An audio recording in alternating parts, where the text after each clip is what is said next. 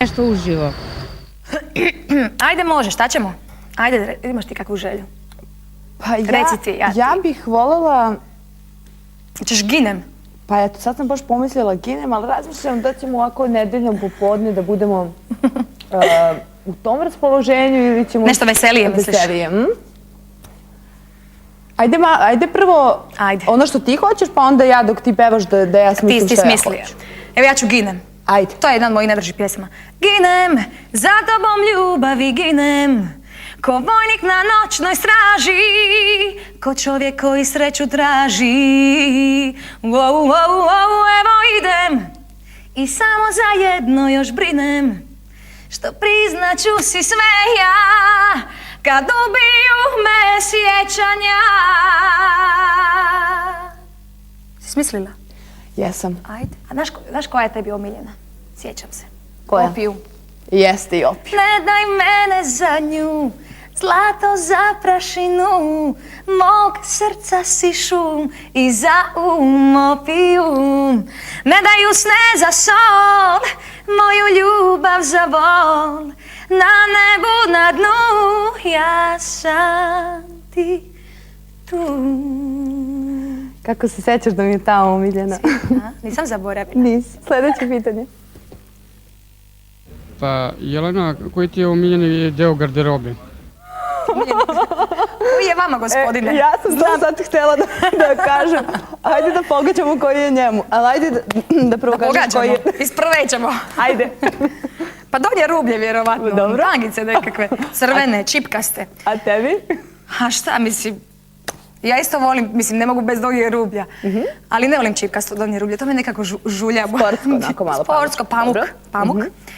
A da kažem, opet ponavljam, najbolje se osjećam u nekakvim dobrom džinsu. Trapericama dobrim, onako uskim modeli obavezno moraju biti.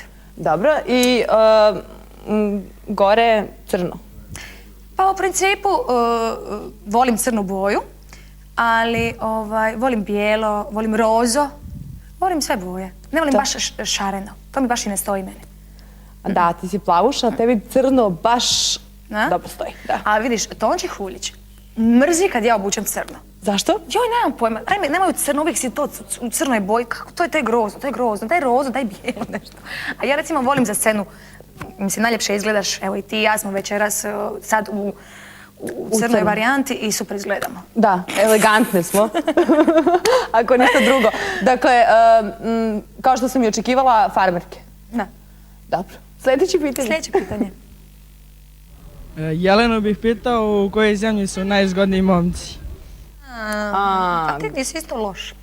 Pa ne znam, pa opet Splićani moji, ono, znaš. Dobro. Dobri su mi, kažem ti, Grci. Imaju ovdje dobrih momaka, znaš. Ovi mali, što je bio u operaciji Trijumf, on predstavlja sad, ovi mali Igor, on je iz Splita, je li? Je, Igor je iz Splita, je Cukrov. Da. Ima lipu pesmu za... Pa zgodan je. Je lip je dečko, samo je zauzet. Jesu takvi svi? A ja sam zauzeta. Jesu takvi svi? I ti si zauzeta. Preseli se u Split. A čekaj, molim te, su svi takvi ili? Pa nisu svi takvi. Nisu. Igor je baš sladak dečko, ima lijepo na kokice, sladak je. Si imala nekad momka koji nije iz Splita? Misliš, baš stranca? Da. Ne. Uvijek su bili Splićani.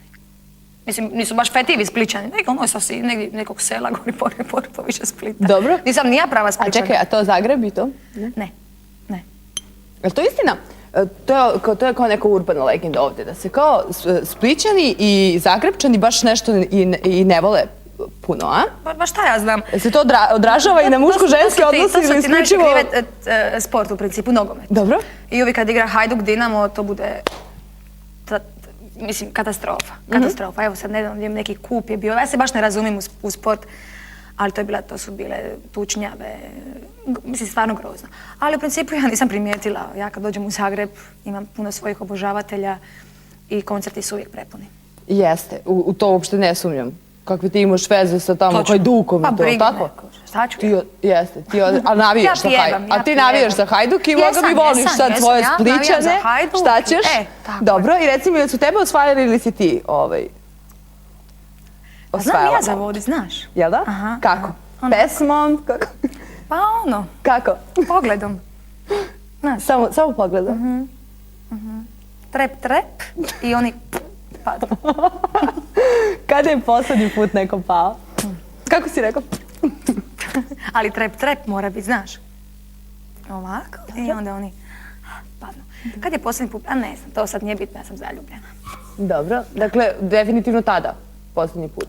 Jel on tebe, mislim, taj tvoj momak s kojim si dugo, se on tebi odvarao ili si ti njega tako trep, trep? Pa ja sam njega isto malo trep, trep. Znaš, moram priznat. Moraš malo. A Moraš se i ti malo A potruditi. čime te osvojio?